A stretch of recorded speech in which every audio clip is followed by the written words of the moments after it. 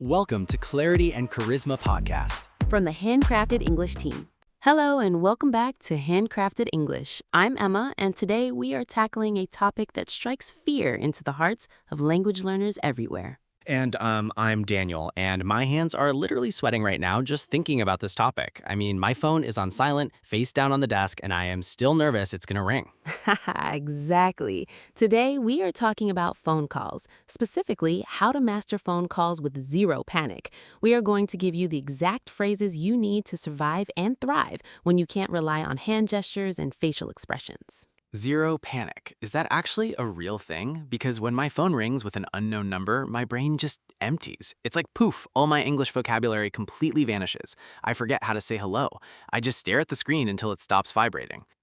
You are definitely not alone in that, Daniel. Phone anxiety in a second language is universally terrifying. Think about it analytically. When we talk face-to-face, we rely on body language, lip reading, and eye contact for context. On a phone call, you strip all of that away. You're left with a tiny, sometimes distorted voice beamed directly into your ear. Yeah, and you can't point at things. If I'm at a bakery in person, I can just point and say, I want that one. On the phone, I have to describe the pastry. It's a nightmare. Plus, there is this massive pressure to respond instantly. You can't just stand there in silence for 10 seconds thinking about grammar. Exactly. The silence feels incredibly heavy on a phone call. So let's break down some practical strategies and vocabulary to eliminate that panic. Let's start right at the beginning of the interaction. Our first target phrase is to pick up. To pick up, like answering the phone, which is the hardest step. Right. To pick up means to answer a ringing phone. For example, you might say, I called him 3 times, but he didn't pick up.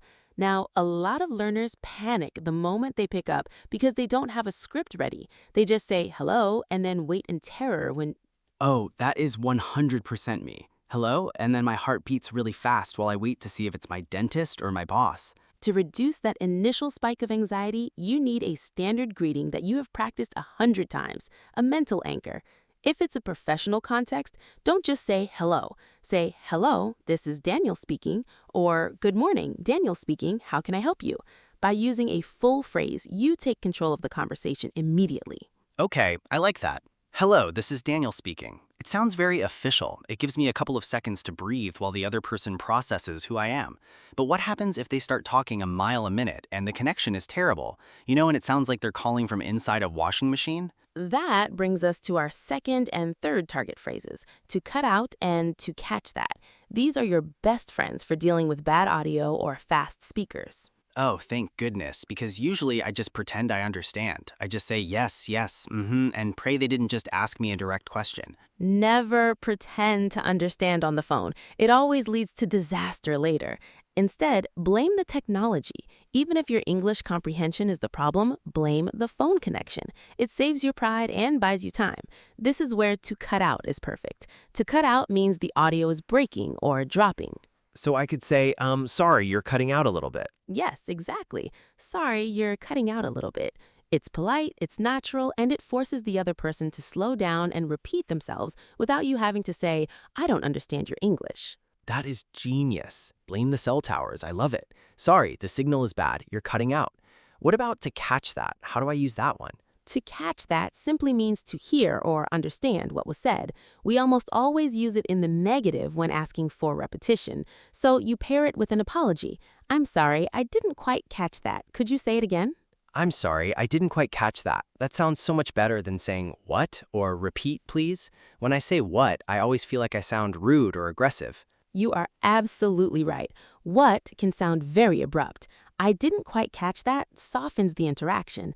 Let's add one more to this troubleshooting toolkit. Our fourth phrase is to speak up.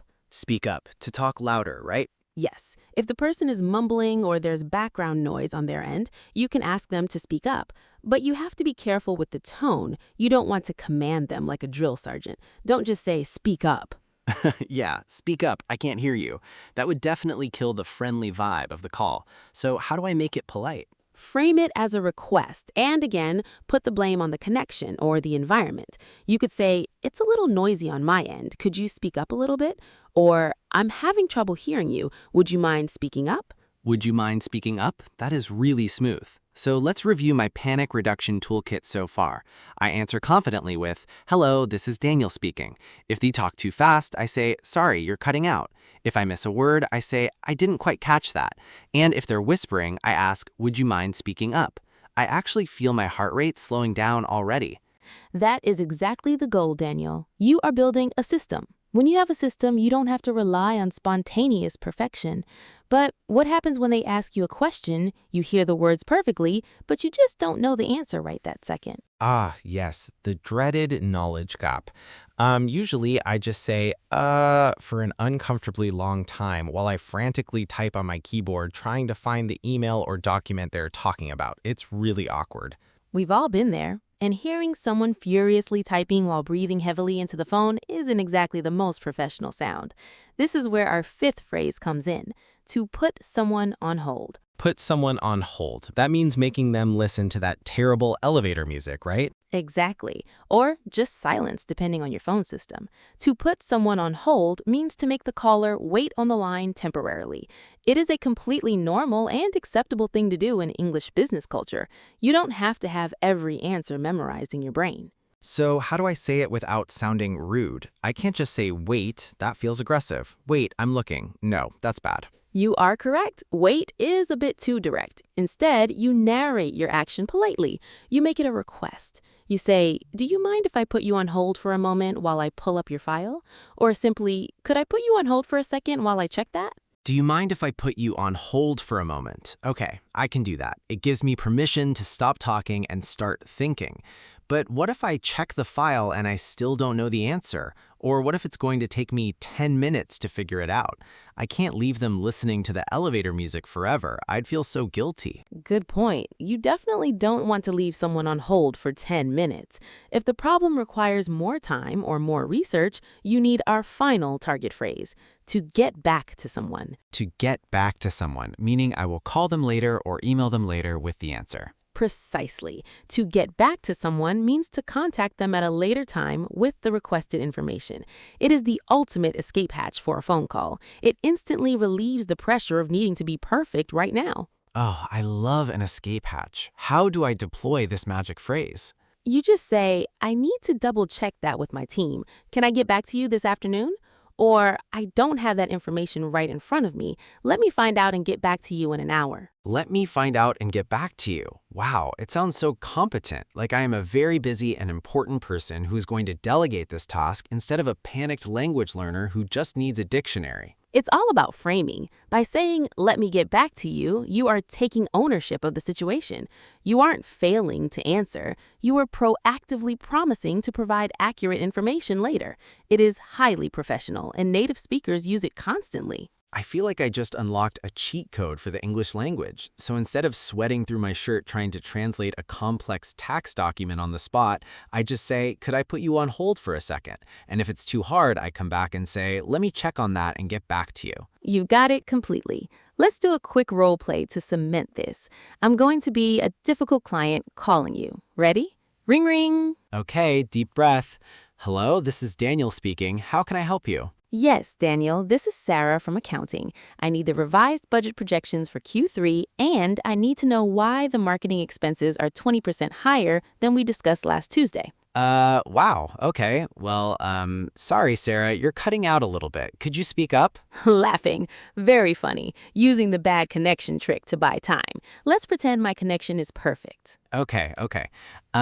I'm sorry, Sarah, I don't have that file open right now. Do you mind if I put you on hold for a moment while I find it? Perfect. Now, imagine you search for it and you realize you need to ask your manager because you have no idea what I'm talking about.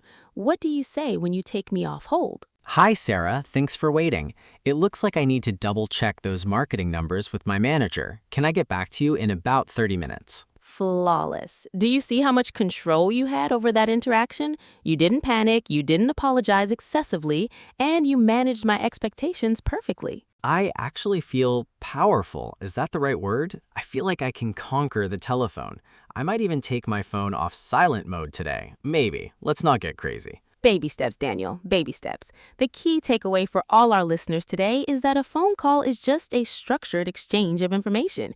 If you memorize these 6 phrases, to pick up, to cut out, to catch that, to speak up, to put someone on hold, and to get back to someone, you have a safety net for almost any situation. And remember, nobody can see you sweating over the phone, so just sit up straight, use your phrases, and pretend you are in a movie playing the role of a confident English speaker. It actually works.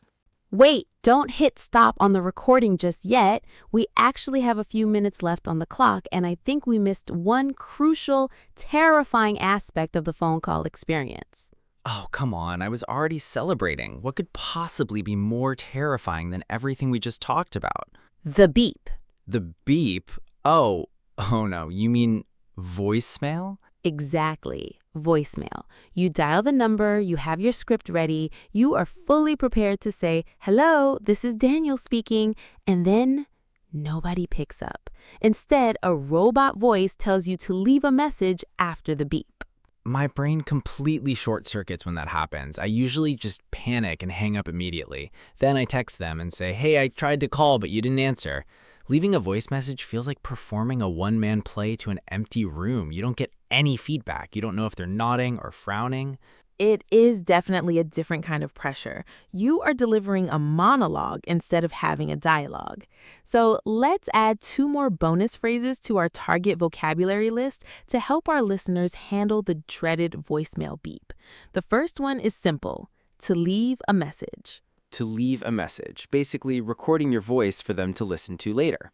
Right. And the structure of a good voice message is actually very formulaic. You don't need to improvise. You need 3 things: your name, the reason you are calling, and a call to action. A call to action? Like smash that like button and subscribe? Not quite. A call to action in a voicemail just tells the person what you want them to do next. For example, "Please call me back at this number," or "No need to call back. I will email you the details." Oh, I like the second one. No need to call back. Please, never call me back. Let's just email forever. Let's practice a real voicemail. Let's say you're calling your internet provider because your bill is wrong, but you get their voicemail. How do you structure it? Okay. Beep. Hi, this is Daniel. My account number is 1234. I'm calling because my bill for this month is twice as high as normal. Please call me back at 555-0199. Thanks, bye. That was fantastic. You hit all 3 points perfectly. It was concise, polite, and gave them exactly the information they need to help you. See? You don't need to panic at the beep. You just need your 3-step formula. Okay, that actually feels manageable, but what if we're right in the middle of a really important conversation and suddenly silence, the line goes dead? Ah, yes. That brings us to our final bonus phrase for today: to get cut off. To get cut off, is that different from cutting out? We talked about cutting out earlier. Great question. Yes, they are different. To cut out means the audio is chopping up. You can hear parts of words, but not everything. The call is still active. To get cut off means the connection has completely dropped. The call is over and you're staring at your home screen. That happens to me all the time when I take the train. The call just dies. So who's supposed to call back? Because sometimes I call them back and they're calling me back at the exact same time and we just get each other's voicemails. It's ridiculous. The general etiquette rule is that whoever initiated the original call should be the one to call back. But realistically, it's a race. If you're the one who calls back and they answer, you can use our phrase to apologize smoothly. You just say, "Sorry, we got cut off." Sorry, we got cut off. It sounds so natural. It takes the blame away from both of us and puts it on the universe. I love it. Exactly. So to recap our bonus segment, when you hear the beep, don't hang up. Use the 3-step formula to leave a message. And if your call suddenly drops into the void, just call back and say, "Sorry, we got cut off." This has honestly been the most therapeutic podcast episode we've ever done. I'm looking at my phone right now and I feel zero fear. I'm ready for the world to call me. That is the Handcrafted English promise. Thank you to everyone who stuck around for this bonus segment. Remember to grab the free vocabulary worksheet linked in the show notes below to review all the phrases from today's episode. Seriously, download it. Put it next to your desk. Use it as a shield against phone anxiety. Until next time, keep practicing, stay confident, and we really will catch you in the next episode. Bye for real this time.